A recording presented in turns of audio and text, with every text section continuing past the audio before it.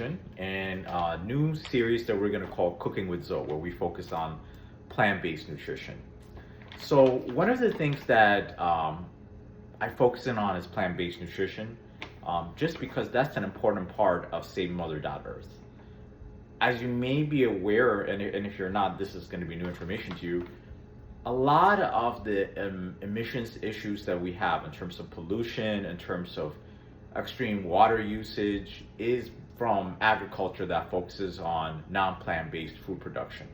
So raising cows, chickens, and all these things, they're far more land intensive, water intensive, energy intensive in terms of emissions into the environment that are negative than if you were to use or if you were to focus on production of lentils, beans, and fruits and vegetables, which are basically less energy intensive, and they're also better for you as well as being better for the environment. There's various studies on this. One of my favorite documentaries is Forks Over Knives, where they talk about these issues.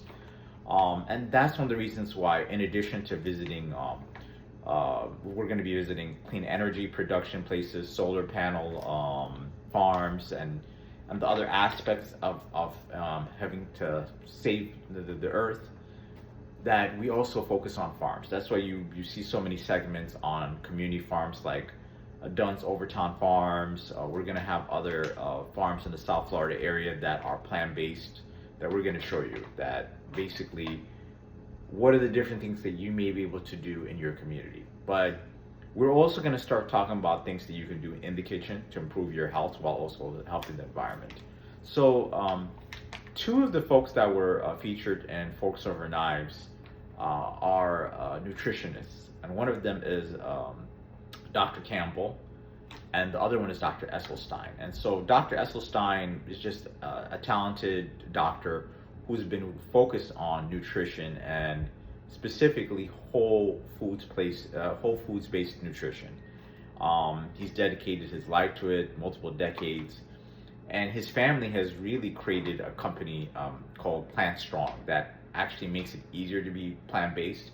I'm not getting compensated for it. I mean, we in the future, if it's possible, we'll get like an affiliate link or something else, but I'm just doing this because I have found this to be helpful for my health, so I'm hoping that it does the same for you. So if you go to plantstrong.com, you can see the different products that they have. It's available through Whole Foods as well, and as well as available through Amazon. So I'm just gonna focus on two of the things that they have, especially if you're cooking challenge like me or you're in a rush, that these are basically whole foods, plant-based nutrition that's like an easy thing to do. So one of them is the Plant Strong chilies. They have a line of them, so it's really easy. So you pop one of these things into your bowl, you heat it up, put some nutritional yeast in it, and when you're plant-based, one of the things that you kind of have to play around with, and this is something you can do even if you're not plant-based, I like to put in what I eat into an app called Chronometer.com, CRONOMETR.com.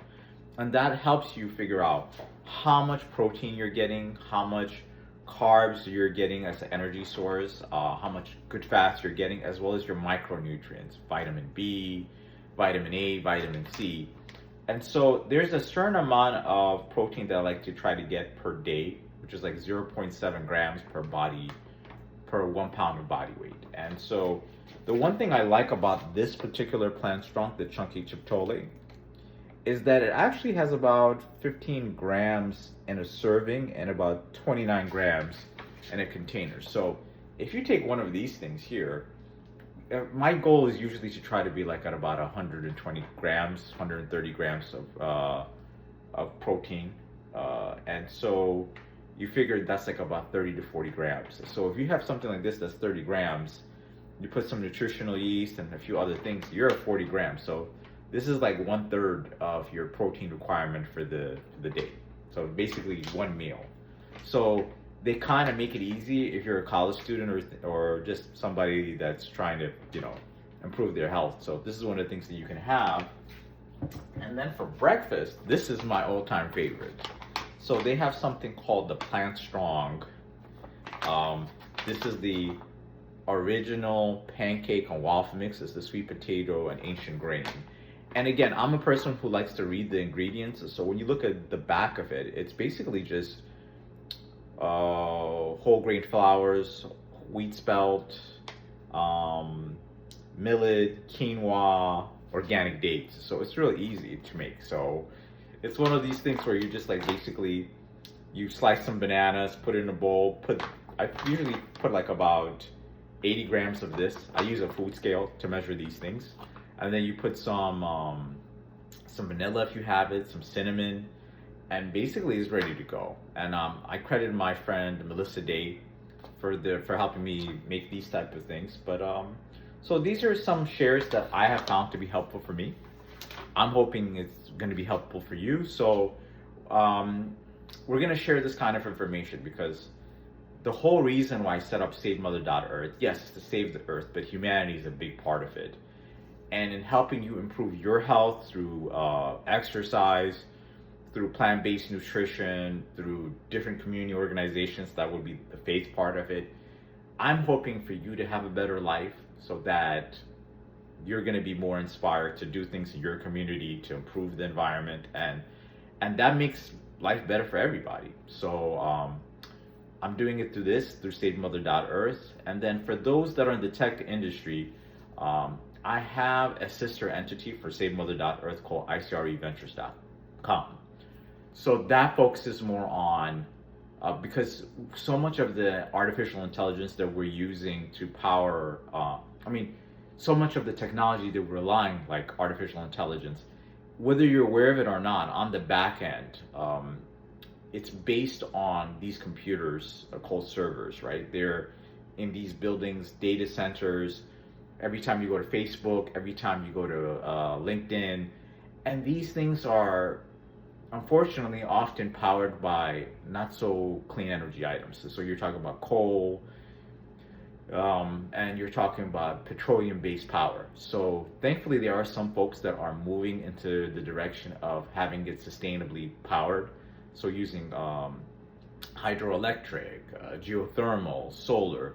So we're trying to, with that organization, ICRE Ventures, to fund those folks that are really focused in on having the technologies that we rely on being more clean energy powered. And so those are the two entities that we have. So SaveMother.Earth, we tend to focus more on the individuals, the nonprofits, what are the different things that you can do in your community. And then you can join me on the ICRE Ventures where we talk about how you can use AI, but really also finding ways like, okay, which are the AI technology companies that are serious about being clean energy based, so that they're not harming the environment. So these are the things that we're working on. I'm excited to share this part of my journey with you, and looking forward to growing with you.